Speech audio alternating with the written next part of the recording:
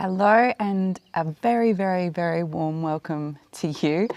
I'm Amy and I'm going to be your host today as we take a little bit of time to contemplate life while flying through space on two wheels. Now, I think that every day that you get to go for a ride is a good day, but today I am particularly excited because I'm taking what has been my dream bike for a while for a ride. I was very, very fortunate to be able to very, very recently purchase this bike. In fact, it was just last week that I purchased this bike, and so far I've only taken it for one ride. So of course I'm super excited today to take it for its second ride and to go for my first solo ride on it. Let's reveal. So this is my 2012 Ducati Monster 659, and with the Termignoni clip-on exhaust system. And ain't she a beauty? I just think that this bike, can a bike be sexy and absolutely cute at the same time? Because that's how I feel about this bike. And it's a lot of fun to ride. As I said, I've only ridden it once when I rode it home from picking it up, and it was a lot of fun, but the experience is still fresh to me, and I'm super excited to take you for an adventure on it as my second ride. So today what we're going to do is we're going to go for a ride to a very special, beautiful place, which is an Australian beach out in the middle of nowhere in a place called Guilderton, and it's a pretty magical spot where a big Moor River, the river called Moor River, empties itself into the ocean. And I just want to show you a little bit of Australian beauty, maybe have a chat about life with you while sharing my experience, one of my first experiences of my new 2012 Ducati Monster 659. So I'll finish getting geared up and we'll hit the road.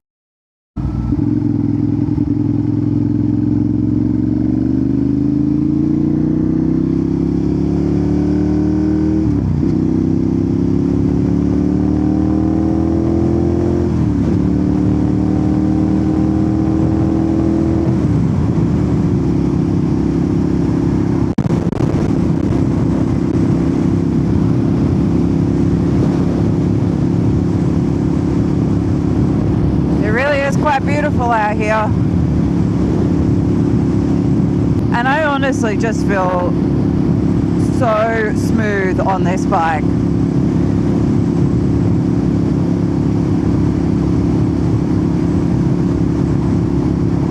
Not me personally, the bike is so smooth. It's like every piece in it was purpose built, and you can feel that. Every piece was designed to work with every piece that is specifically in this bike. It's not a hodgepodge, it's very intentional. I love that. Of course I could be wrong, but that's how it feels. And they all feel so different, don't they? It just keeps astounding me how different they all feel. I could kind of theoretically get it before I started riding myself. But then every time I try a new bike, I'm just astounded at the uniqueness of the experience. It could even be a bike that's in the same category as another bike that I've ridden before, but just the feeling of it is so different. Before getting this bike, I started out my sports bike experience on a 650 Hyosung, and that was fun. That really was fun. I mean, it was fun enough to convince me to get an even better sports bike, but even the experience of riding that was so different. It's like it doesn't maneuver well when going slowly. It's very much a lean-in bike, but I had this incredible experience on that bike one night I was riding home at night time and I couldn't see through my tinted visor. There's probably a reason that they tell you not to use a tinted visor at night time, and I discovered what that reason was. And I didn't have my headlight adjusted properly, so all that I could really see was what was about 10 meters in front of me. And I couldn't see through my visor, so I had to have my visor open. So I was riding home at night in the dark, only able to see 10 meters ahead of me through the bush where there are kangaroos and all sorts of little critters that can hop out in front of you at any time. Riding along with my visor open at 110 kilometers an hour, and all I could do was just tuck in. It's like the only way that I could do it was to just tuck in, focus really intently, go for it, and get ready for anything. Get ready to respond, get ready to react to whatever might happen or whatever might go on.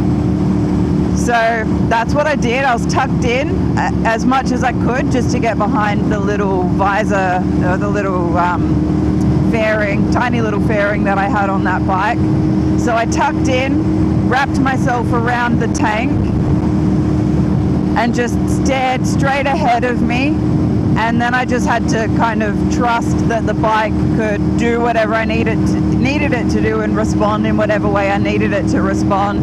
And so I just went.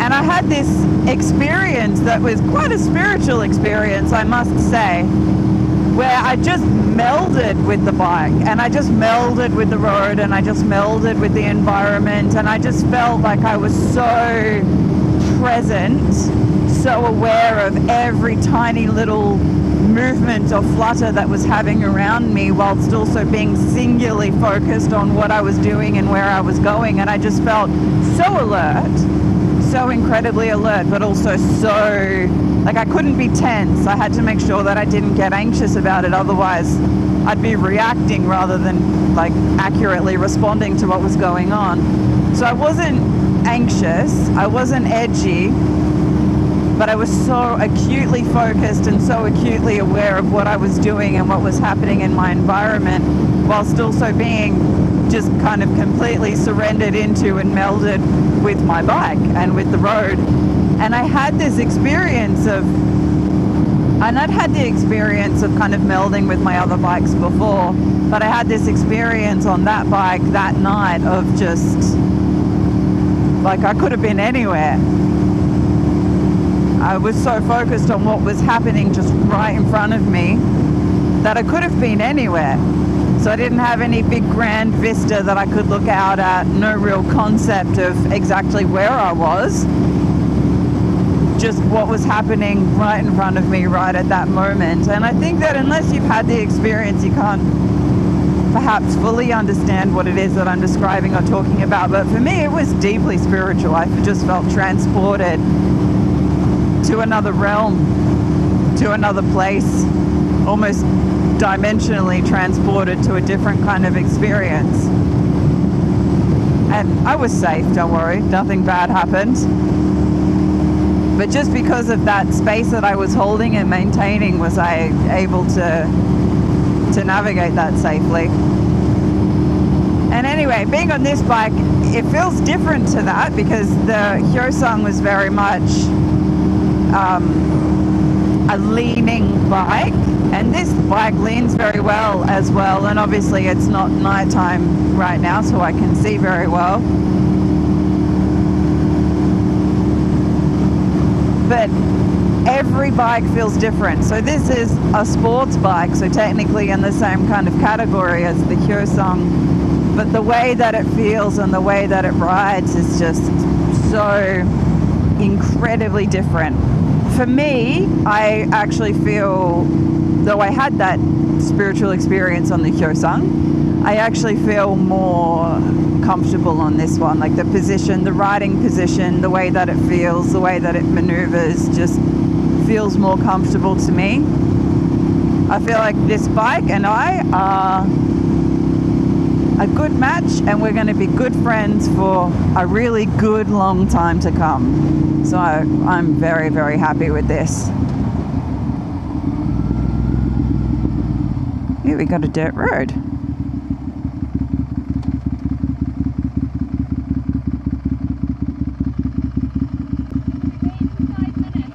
Okay, so I'll just turn off, hey?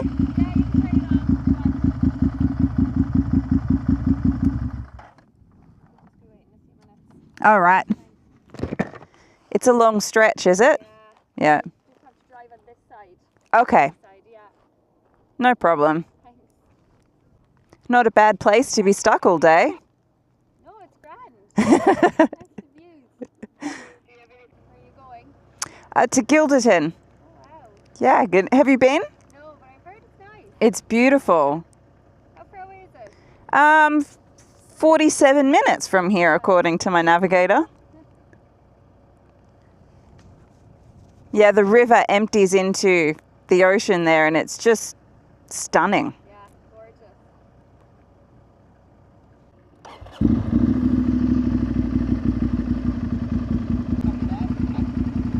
Thank you.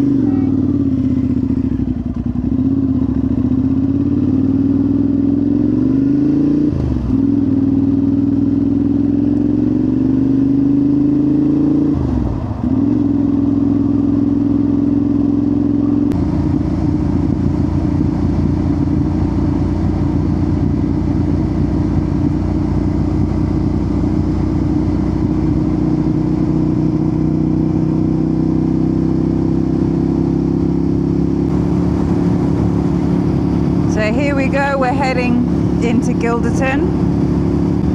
Pretty nice that you can be this close to the ocean and still be on great, you can see the ocean over there, and still be on great expanses of land. You can rear cattle, breathing in the fresh, salty ocean air.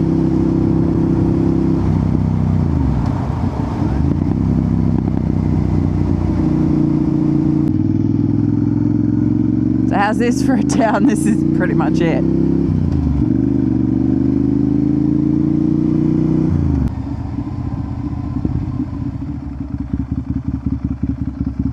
Maybe we'll go this way.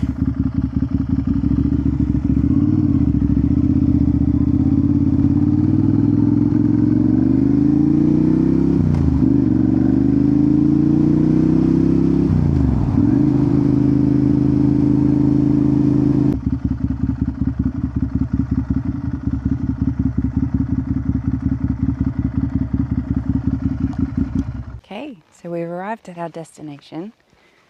Let's go get a good look at the beach.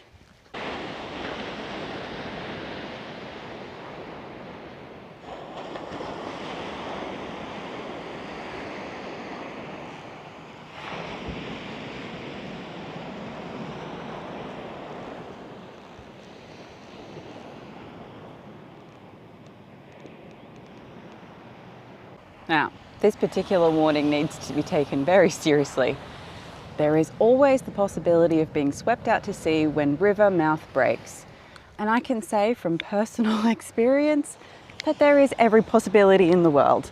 It's happened to me a few times when I was a kid. I'd come here with my family, that we'd be here when the river mouth breaks, because normally it crosses over this bank and into the ocean.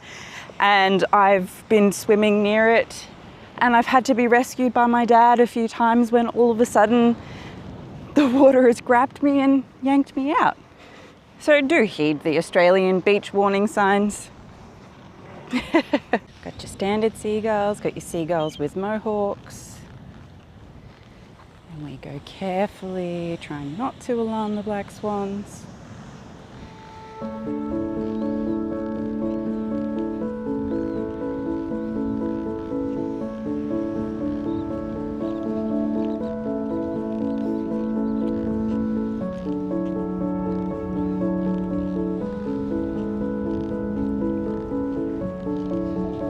Good day for it, isn't it? Yeah. Hopefully none of them are feeling cranky today.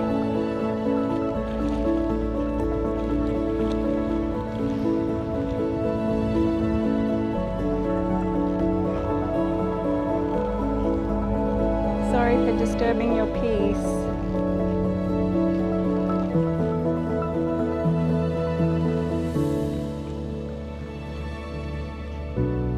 Some pelicans down there.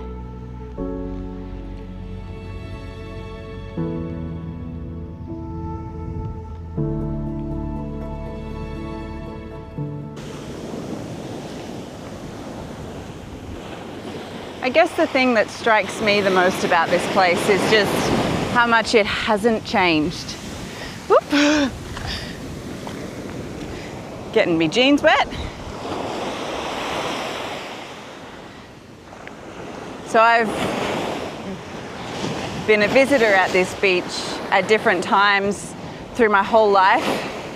So I started coming here when I was a kid, came here as a teenager, came here as an adult, but now I haven't been here for several years actually. It's been quite a while. And I guess at each of those exchanges with this place, I've been radically different. So I kind of pride myself on changing all the time. I think that's life's great adventure and life's great purpose, is to seek out the challenges of life, to step into the unknown and to make it the known. So heading towards and stepping into those things that frighten us, the things that feel scary to us or feel unknown to us, and embracing those opportunities, embracing those experiences as an opportunity to be transformed and to come out the other side of those experiences being totally different. Because I think if the purpose of it all is not to evolve, to change, and to be drastically different at the end of this life to how we were when we came into the life, then kind of what else is there? So I think that change, evolution and transformation, the unknown, things that scare us a little bit, not being foolhardy, not stupid things that should scare you because they could kill you, but things that are unknown, things that frighten us a bit, they're the kinds of experiences we should be seeking out, because the aim of the game is to experience as much as you can, but even more than that, it's to be as changed and to be as different as possible because of the things that you've experienced. And not only does that enrich your experience as an individual, I believe it enriches your spiritual experience, or it enriches your experience as the soul that you are, but it also enriches the collective's experience. Because we're having this experience together, really. So for everything that we do, for everything that we learn, that we grow through, for everything that we become and that we find a way of grounding and expressing in the world, it opens up a possibility and the potential for others to have that experience. And so we kind of bounce off each other. We kind of springboard off each other in this constant evolving state of transformation, of unbecoming and becoming, of discovery. And I believe that that's good for us as individuals. It gives our lives meaning, but it's good for the collective as well. So I love how much I've transformed and how different I am from the last time that I was here, and I'm grateful for all of the experiences that I've had that have made me who I am today. And I guess being in a place that never changes, that perhaps one day will change, because Perth's sprawling arms are ever reaching further and further to swallow further and further lands up into her grasp. But for now, this place is relatively unchanged. But I'm changed, and I want to keep changing. So I'm not done. I'm not finished evolving. I'm going to keep seeking out those new experiences. But let's just, I guess, take this time to ponder on the meaning of life and the process of transformation together.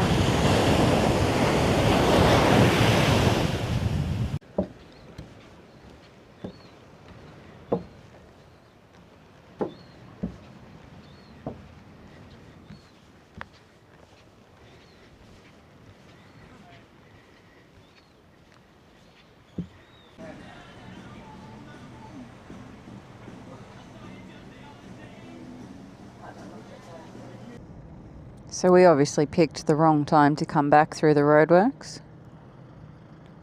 Not complaining.